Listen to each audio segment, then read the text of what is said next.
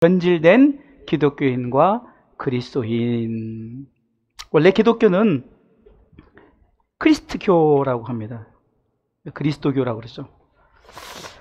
예수 그리스도의 가르침과 행적을 본받으며 그를 인류를 구원한 메시아로 믿고 따르는 성경적으로는 아브라함 혈통의 종교입니다. 사실 기독교와 그리스도교는 같은 말입니다. 그러기에 기독교인과 그리스도인도 같은 말입니다. 그러나 이제는 구분할 때가 된 것 같습니다. 기독교인과 그리스도인을. 그래서 오늘 저는 변질된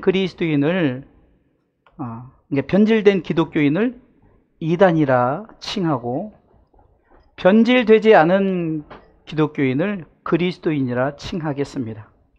자, 기독교를 크게 보면, 잘 들으세요. 이게 우리 아이들 성경적 역사이기도 합니다. 기독교를 크게 보면은 아브라함의 혈통이죠. 아브라함의 혈통은 마태복음 1장 1절에 보면은 아브라함과 예수 그리스도의 세계를 소개하면서 아브라함과 다윗의 자손 예수 그리스도의 세계라 이렇게 시작하죠. 그래서 이제 아브라함 족장 시대 창세기 12장에 나오는 아브라함을 시작으로 해서 이제 기독교가 역사가 두 갈래로 나뉘어집니다. 하나님께서 아브라함에게 이제 100세 아이를 주겠다고 약속을 했는데 그것을 참지 못하고 그 여종 하갈과 동침해서 아이가 낳았습니다. 그 아이가 이스마엘입니다. 그리고 하나님이 이제 때가 참에 이 이삭이란 아들을 줍니다. 그래서 사실 기독교가 두 갈래로 나뉘어졌는데 여러분 잘 아다시피 바로 이 이삭의 혈통과 이스마엘의 혈통으로 나뉘어집니다. 그 역사는 지금까지 흘러서 여러분 아랍전쟁 아시죠? 요즘에 무시무시한 그 아랍인들이 누구를 섬깁니까? 알라 신을 섬깁니다. 사실 저들이 알라라는 존재가 저들이 말하는 하나님을 말하고 있습니다. 결국은 이 하나님의 말씀 앞에 순종하지 못한 이 아브라함의 실수로 말미암아 이제 복음의 이 갈래길이 양갈래길로 나뉘어집니다. 그래서 바로 정통 기독교와 반기독교가 생겨나게 됩니다.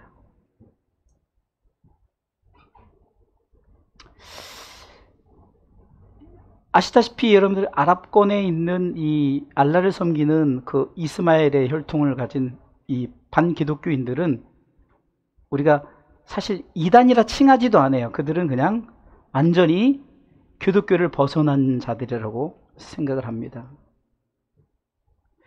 그러면 기독교는 뭔가? 바로 그리스도교를 말하죠. 기독교는 바로 예수 그리스도의 정신을 이어받은 거예요. 그리고 예수 그리스도의 마음을 갖고 예수 그리스도의 마음을 세상 가운데 전하고 그것을 나타내는 종교입니다. 원래 변질되지 않는 기독교는 예수 그리스도 그분을 구원의 메시아로 믿죠. 그리고 그분이 전한 말씀을 중심으로 인해서 이제는 그 말씀의 그 진리죠. 그래서 그 진리의 말씀을 세상 사람들에게 이제 증거하고 나타내는 것이 기독교죠.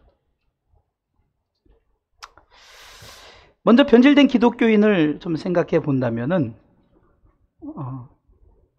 아까 말했듯이 이스마엘의 혈통은 이제 역사적으로 두 갈래로 나뉘었던 그 혈통은 이젠 접어두고 이제 기독교인들이 순수하게 그 믿던 기독교인들이 이제 변질되어진 기독교인들을 말하고 있습니다. 이단적 사상을 가진 기독교죠. 우리가 흔히 말하는 이단이라고 말합니다. 왜 우리가 이 이게 제가 왜 제목을 변질된 기독교인과 그리스도인을 나눴을까요? 우리가 사실 여러분들 잘 아는 신천지나 그 다음에 통일교, 문선명 통일교, 이만희 신천지나 박태선 그 다음에 구원파, 뭐 정명석, JMS, 뭐 이런 많은 이단들이 세상 사람들은 그들도 다 기독교로 봅니다. 그게 문제라는 거예요. 제가 왜 이 메시지를 이렇게 준비하게 됐냐면, 제가 오전 예배 때도 잠깐 얘기했던 그 정은택 선교사님이 서론을 이 부분을 시작하더라고요. 기독교인과 우리 믿는 사람들은 기독교인과 그리스도인으로 나눴다. 이 처음 전반에 말하는 이 기독교인은 변질된 기독교인을 말하는 거예요. 이게 변한 거죠. 오전에 말씀을 드렸던 것처럼 바리새인들과 사두개인의 누룩을 조심하라는 거예요. 우리가 신앙생활은 우리도 모르게 금묵자흑이란 말이 있어요. 우리가 흔히 말하는 까마귀 노는 곳에 백로에 가지 말라는 거죠. 연탄을 배달하는 것은 아무리 와이셔츠를 입고 조심한다 해서 안 묻을 수가 없는 거예요. 그러니까 우리가 정말로 가까이 하지 말아야 되는 부분은 완전히 우리는 가까이 하지 말아야 돼요.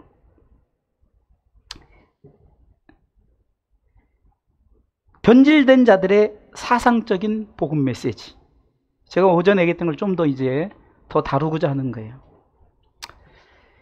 요즘 기독 유튜버들의 문제점이 바로 그거입니다. 좀 오후 예배는 좀 더 여러분들에게 좀 깊이 들어가 보면 11조에 대해서 11조를 하지 말라 이런 그 유명한 목사님이 계십니다. 이거는 이단도 아니에요. 근데 그분들이 그렇게 전하는 게 뭐냐면 말씀의 근거가 아니라 자기의 사상을 가지고 자기의 생각을 가지고 전합니다. 예배는 아무 데서나 드려도 된다. 정말 이건 편의한 거예요. 그렇잖아요. 편의한 거죠. 상황이 안 되면 아무 데서 예배 드리면 우리가 맞는 것 같죠.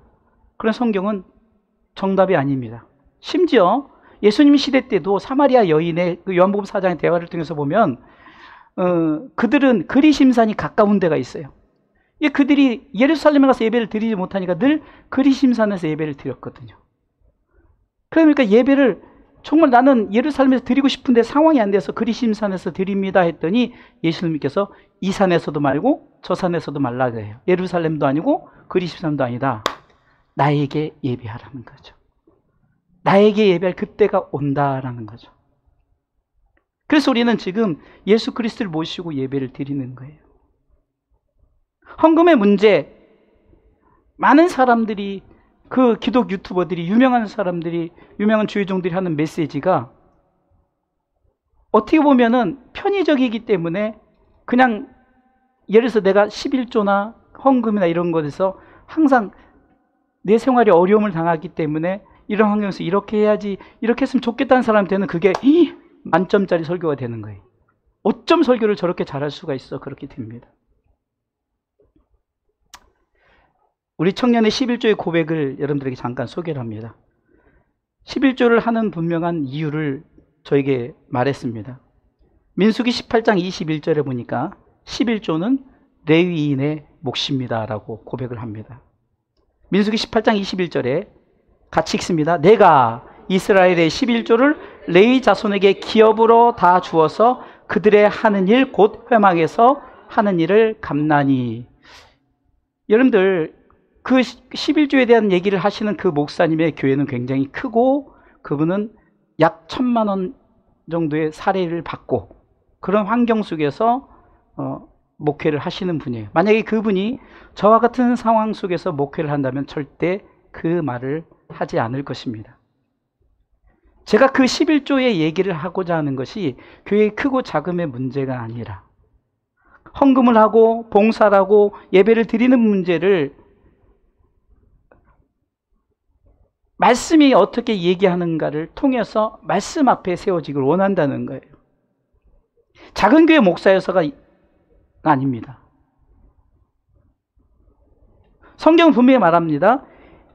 이스라엘 나라의 11조를 누구에게 준다고요? 12지파의 레위 자손은 예배 지파예요. 하나님 섬기는 제사장 지파입니다. 여러분들 우리 같이 작은 교회 문제점이 뭔지 아십니까? 운영이 안 되다 보니까 목사님들이 직장 생활을 해요. 그러니까 목사님들이 변질이 돼요. 편질될 수밖에 없죠, 세상에서. 한 수년 전에도 제 잘 아는 목사님이 택배 배달을 와서 서로 당황한 거예요. 제 아는 친구 목사님이니까. 그 동네 저쪽 교회 있을 때 거기서 같이 교제하던 목사님이었으니까. 그 주의 종이 헌금이 안 나오고 환경이 어려우니까 그렇게 할 수밖에. 그리고 이제 그 목사님도 이제 아이들 크고 대학 보내야 되고 뭐하고 이러다 보니까 이제 그런 문제가 생기는 거예요. 저는 감사하게도 지금까지 아직 그래도 교회를 지키게, 레위 자손으로서의 교회를 지키면서 지금까지 이렇게 여러분들의 11조와 헌금으로 우리 교회는 힘들지만 또 부족한 부분은 하나님 어디선가 채워주면서 이끌어갑니다. 중요한 것은 이겁니다. 11조의 문제가 아닙니다. 예배의 문제가 아닙니다. 그것은 변질시키는 자의 그것을 우리가 자꾸 듣는 거에 문제라는 거예요. 11조를 안 한다고 해서, 예배를 빠진다고 해서, 헌금을 안 한다고 해서, 봉사를 안 한다고 해서 지옥 가는 게 아닙니다. 그리고 망하는 것도 아닙니다. 다만 신앙 고백 아래 드려지는 거죠. 예수님께서 11조의 부분을 말씀하셨고 봉사의 부분, 예배의 부분, 이 모든 부분을 말씀하셨어요. 예수님 중심으로. 예수님은 땅의 본을 보이기 위해서 성전세도 냈습니다. 왜? 국가적인 정치에, 그 당시는 그 유대교가 성전 중심의 그 모든 세금도 그렇고 그렇게 운영을 했거든요. 그러니까 그런 부분에 예수님도 동참을 했어요. 그러나 말씀 앞에서는 흔들리지 않았습니다. 본질 앞에서는 흔들리지 않았어요. 아니, 그분 자체가 말씀이시기 때문에 흔들릴 이유가 없는 거죠. 그렇기 때문에 우리는 복음을 위해서 우리가 산다 합니다. 그러나 이 복음이 자꾸 우리도 모르게 우리가 희색되어져 간다 그러죠. 마치 투명한 물에 스포이드로 검은 이 먹물을 탁 터뜨리면 더 이상 이것은 투명하다 않지 않죠. 이것은 변했다라고 그러잖아요. 여러분들이 지금 당장 먹는 생수에 제가 먹물 한 방울 떨어뜨린다고 생각하세요. 해봅시다. 그럼 여러분들 그 물 먹겠습니까? 우리 목사님이 이제 노망이 드셨나 그럴 거 아니에요. 무슨 이 생수에 먹물을 떠뜨리고 먹으래. 자, 우리가 육신으로 이것은 먹을 때 도저히 이것은 용납을 안 하죠. 이거 어떻게 먹냐? 그런데 고린도서 11장 4절에 보면 다른 예수, 다른 영, 다른 복음이 나오는데 고린도서 11장 4절 이렇게 말해요. 너희가 이것을 다 잘 용납하는구나. 바울이 이렇게 지적을 합니다. 읽어볼까요? 만일 누가 와서 우리의 전파하지 아니한 다른 예수를 전파하거나 혹 너희의 받지 아니한 다른 영을 받게 하거나 혹 너희의 받지 아니한 다른 복음을 받게 할 때 너희가 잘 용납하는 거예요. 용납 받아들인다는 거예요. 생수에 먹물, 잉크 떨어뜨린 먹을 죽을 안 먹죠. 뭐 사실 아리수도 깨끗한데 아리수 여러분들 안 먹잖아요. 서울시 수돗물 안 먹잖아요. 다 생수 먹잖아요. 네? 그런데 거기다 먹물까지 터뜨려요? 여러분 먹겠냐고요. 그런데 왜 다른 복음, 다른 예수, 다른 영은 너희들이 먹느냐 이거예요. 왜 그것은 너희들이 그것을 용납하느냐 이거죠.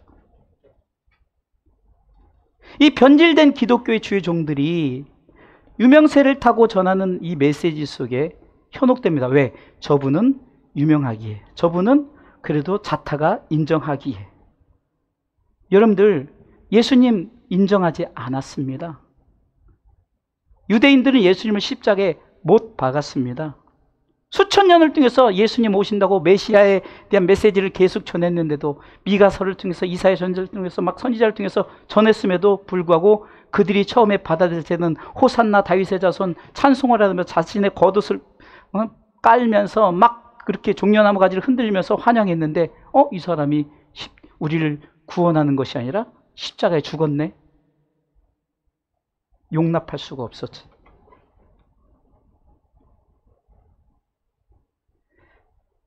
말씀은 그대로인데 사람들의 환경에 변화가 있어서 그렇게 기다리던 메시아를 그 당시에는 뭐 말합니까? 로마의 압제의 소리를 구원할 메시아, 인간적인, 육신적인 그 삶 가운데 메시아를 기다렸던 거예요. 심지어는 예수님이 이제 오셔서 성경대로 죽으셨고 성경대로 부활하셨어요. 이제 이거 부활하신 예수님이 제자들에게 나타나세요. 제자들이 다 모이기 시작합니다. 그 주님이 이제 딱 승천하시기 전에 나타나니까 이제는 이스라엘을 회복함이 이때니까라고 말하는 거예요. 이제 이스라엘 독립이 지금입니까? 라고 말하면 주님은 아직도 그들에게 진정한 내가 전한 메시지가 뭔지를 모르는 그들에게 사도행전 1장 8절의 말씀을 전합니다. 오직 성령이 너에게 임하시면 너희가 권능을 받고 예루살렘과 온 유대와 사마리아 땅끝까지 이르러 내 증인이 되리라 하시니라. 여러분, 그리스도인이라 하면 바로 이거입니다. 늘 말씀드리면 5가지 예수님의 모습이죠. 첫 번째 예수 그리스도 오심, 두 번째 예수 그리스도의 죽으심, 세 번째 예수 그리스도의 부활, 네 번째 예수 그리스도의 승천, 5번째 재림하실 예수님. 이 5가지 예수님의 모습을 믿고 그리고 그것을 세상에 증거하는 증인들이 바로 그리스도인입니다. 이것을 우리는 복음 전파, 예수님 대해서 알리는 거죠. 베드로전서 2장 9절 말씀처럼 너를 왕같은 제사장 거룩한 나로 그의 소유된 백성을 삼으신 이유가 뭔지 아느냐?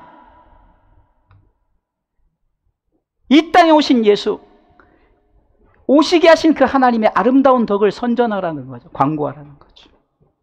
읽어볼까요? 오직 너희는 택하신 족속이요 왕같은 제사장들이요 거룩한 나라요 그의 소유된 백성이니. 이렇게 한 이유는 너희를 어두운 데서 불러내어 그의 기이한 빛에 들어가게 하신 자의 아름다운 덕을 선전하게 하려 하신. 기독교인은 바로 이 하나님의 아름다운 덕, 하나님이 세상을 이처럼 사랑하셔서 독생자를 주셨으니 이는 저를 믿는 자마다 멸망치 않고 영생을 얻게 하려 하신 이 아름다운 덕을 선전, 증인, 복음을 전하는 증인으로, 그래서 이 사명을 감당하는 사람들을 그리스도인이라 하시는 줄 믿으시기 바랍니다.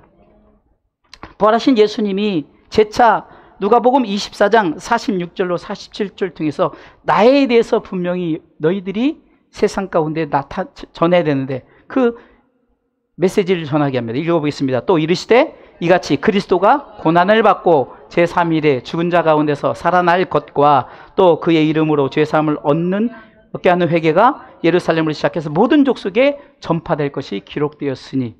뭡니까? 바로 한마디로 성경대로 죽으셨고 성경대로 살아나신, 5가지를 함축한다면 죽으시고 부활하신 그분에 대해서 우리가 세상 가운데 전파하는 거예요. 모든 족속에 이 죄사함의 문제를. 그 사도행전 시대 오순절 이후의 제자들이 오직 예수님을 증거하는 사람들이 되었어요. 대표적으로 잘 아는 사도행전 4장 12절에 이 베드로는, 무식한 베드로가 그 공회, 요즘으로 하면 국회의사당에 가가지고 어부가 거기서 가서 그 국회의원들에게 외치는 거예요. 다른 이로서는 구원을 얻을 수 없나니 천하인간의 구원을 얻을 만한 다른 이름 우리에게 주신 일이 없다라고 강하게 선포합니다. 지금 변질된 기독교인들이, 지금 우리가 전해야 될 진정한 메시지는 바로 이 예수님인데 사상을 전해요. 김일성 주체 사상과 뭐가 다릅니까? 제가 이곳에서 사상을 전하면 안 돼요. 저의 사상을 전하면 안 되는 거예요. 어떤 회사예요. 회사가 어떤 이익을 추구하는 그 사람들이 전한 사상은 괜찮아요. 그것은 그 회사의 사상이기 때문에. 그러나 기독교는 사상을 전파하는 것이 아니라 오직 예수님을 전파하는 게 기독교인이요 그리스도인이라고 말할 수 있습니다. 대표적으로 여러분들 잘 아는 이 사울이라는 사람, 바울이죠. 이 사울이라는 사람이 어떤 사람이었습니까? 바리새인이에요. 아주 전통적인 바리새인 교육을 받았고요. 그는요 학문에 능통했고 여러 가지 환경 속에서 자기는 율법으로 흠도 없고 완벽한 사람이었어요. 그런데 빌립보서 3장 6절로 8절 이렇게 보면 그는 고백하잖아요. 내가 모든 것을 해로 여긴다. 다 배설물로 여긴다. 7절 보겠어요. 읽습니다. 그러나 무엇이든지 내게 유익하다는 것을 내가 그리스도를 위하여 다 해로 여길 뿐더러. 왜 해로 여기느냐? 내 주 그리스도 예수를 아는 지식이 가장 고상하다. 그리고 맨 마지막에 예수 그리스도 얻고 8절에 그 안에서 발견되었기 때문이라고 말하죠. 그러면서 그는 고린도전서 15장 31절을 통해서 나는 죽고 예수님은 산다. 나는 죽고 예수님, 나는 날마다 죽는다라고 말하는 거죠. 내가 죽어야만이 예수님이 살고 예수님이 사는 것은 결국 내가 사는 것이기 때문이라고 고백하는 거예요. 형제들아 내가 그리스도 예수 우리 주 안에서 가진 바 너에게 대한 나의 자랑을 두고 단언하느니 나는 날마다 죽노라. 아까 말한 그 정운택 선교사님이 막 외치는 구호 중에 하나가 나는 죽고 예수님은 산다. 나는 죽고 예수님은 산다. 자기가 죽어야 되는데 자기를 자꾸 살리는 게 바로 반기독교적인 이단보다 더 무서운, 이단은 아예 그냥 우리가 그냥 어떻게 합니까? JMS NO, 신천지 NO, 다 NO 할 수 있지만 이 사상을 전하는 기독 유명한 유튜버 목사님들 앞에서는요 그냥 다 꼬박꼬박 넘어가요. 우리 목사님 뭘 알겠어. 그 목사님 얼마나 유명한데, 그 목사님이 얼마나 많은 사람들을 정말로 가슴 울리고 막 하는데, 어떤 부분은 이 목사님이 얼마나 기적과 이적을 많이 여는데, 마지막 시대는 능력도 은사도 아니라 그랬죠. 말씀 시대가 온다 그랬죠. 이 말씀 시대라는 것은 오직 이 변하지 않는 진리의 말씀, 이 말씀만이 바로 우리를 구원의 길을 인도하기 때문에 우리가 이 사두개인과 바리새인의 누룩을 조심하여서 우리가 변질되지 않는 기독교인이 되어야 된다는 것, 온전한 그리스도인이 되어야 된다는 것을 말씀하고 있습니다. 마태복음 16장 6절에서도 이렇게 말하죠. 예수님께서 이르시되 바리새인과 사두개인의 누룩을 조심하라. 기독 이단들은 말 그대로 끝이 달아요. 여러분, 이 단이란 말은 달을리 끝단이에요. 달을리 끝단. 시작은 비슷한 것 같지만 가야 할 종착역이 다릅니다. 그래서 이단인 겁니다. 그래서 제가 한 예, 오늘 요한복음 6장의 예를 들어서 제가 말씀을 조금 여러분들과 한번 잠깐 같이 은혜를 나누려고 합니다. 제가 오전에도 잠깐 얘기했지만 예수님께서 오병의 기적, 5,000명을 먹이고 12바구니를 남기고 7병의 기적, 보리떡 7개와 물고기 2마리 가지고 4,000명을 먹이고 남는 역사, 막 이렇게 나니까 사람들이 우르르르 막 쫓아다니는 거예요. 막 쫓아다니기 시작해요.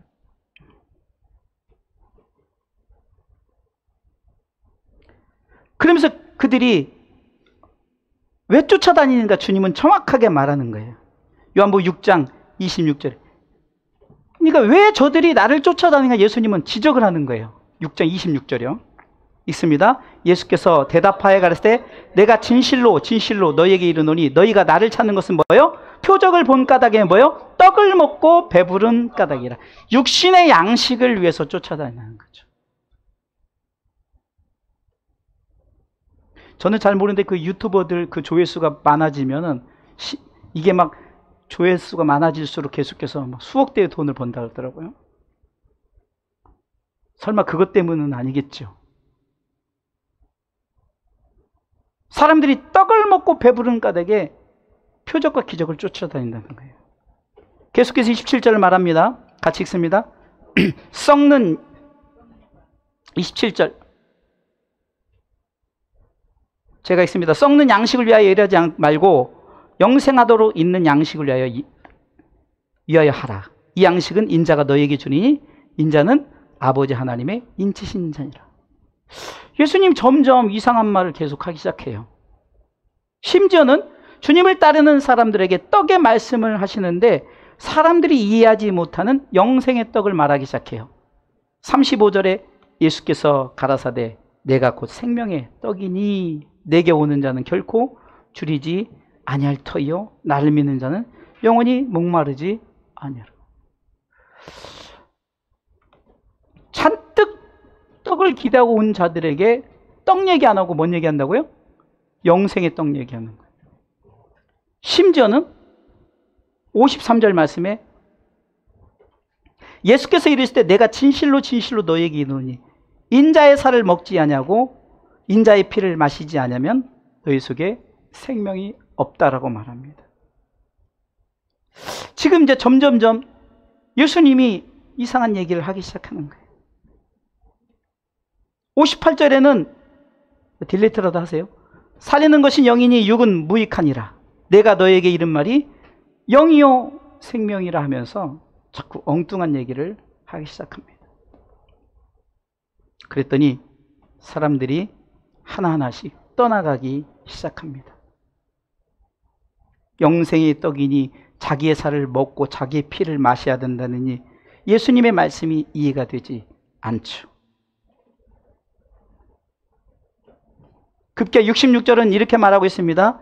이러므로 제자 중에 많이 물러가고 다시 그와 함께 다니지. 이제 예수님을 쫓아다닌 무리들이 점점 사라지기 시작하는 거예요.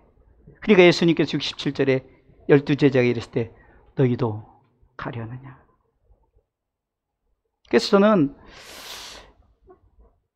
변질된 기독교인들과 이 그리스도인을 비교해 볼 때 그러면 중심이 뭐냐? 예수죠. 그럼 예수님은 어떤 예수님? 5가지. 이 땅에 오심, 죽으심, 부활하심, 승천하심, 재림하심. 그래서 우리 진정한 그리스도인의 대답은 어떤 고백을 해야 됩니까? 바로 68절 말씀이죠. 너희도 가려느냐라는 주님의 말씀 앞에 뭐라고 말합니까? 주여 영생의 말씀이 계심에 우리가 네게로 가오리까. 주님 여기 계신데 내가 내 주님의 떡이 여기 있는데 내가 왜 세상을 왜 쫓아가겠느냐 이거죠.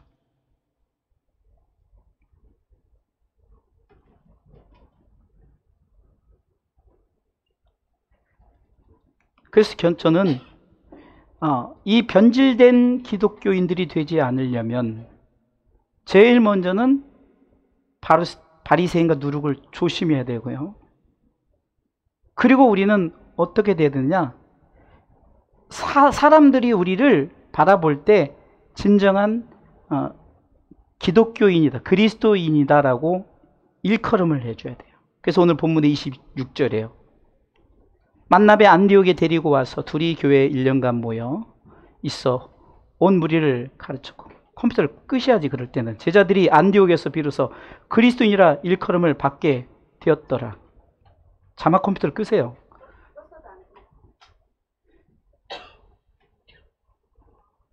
그래서 우리가 지금 어떻게 생각해야 되냐면요, 그리스도인이라 일컬음을 받는 자들이 돼야 되는 거예요. 그리스도인 일컬음 받는 자들. 두 번째는 제가 늘 쓰는 표현이죠. 우리 예배팀 이름도 젠틀 크리스찬이잖아요. 젠틀 크리스찬이 되어야 된다. 친절한 성경에서는 오늘 본문 11절 말씀처럼 친절한 그리스도인을 말하죠. 그래서 여러분들이 시대에 맞춰서 우리가 살아가는 것 중요합니다. 우리가 당연히 시대에 맞춰 지금 이렇게 유튜브 시대를 살아가고 이렇게 참 영상 시대를 살아가면서 우리가 매우 중요하지만, 그러나 이것보다 더 중요한 것은 본질적인 말씀 앞에 우리가 이 세대를 본받지 말고, 로마서 12장 1절로 2절에는 이 세대를 본받지 말라는 거예요. 하나님이 기뻐하시고 거룩한 산제사로 우리의 몸을 드리는 것이 영적 예배다라고 말씀합니다.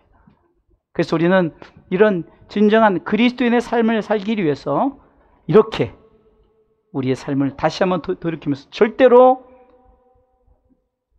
말씀 아닌 것, 진리 아닌 것은 마치 여러분들이 그것 생각하시라니까요. 지금 생수에다가 누가 잉크를 한 방울 떨어뜨려 먹으라면 안 먹잖아요. 이와 같이 먹지 말아야 되는 거예요. 오직 순수 말씀만 받으시고 말씀 앞에. 그래서 말씀이 여러분들을 돌이키게 하고 말씀이 여러분들을 하나님 나라에 이끌어갈 수 있도록 오직 예수 그리스도 말씀 앞에 세워지는 진정한 젠틀 크리스찬이 되시기를 주님의 이름으로 축원합니다.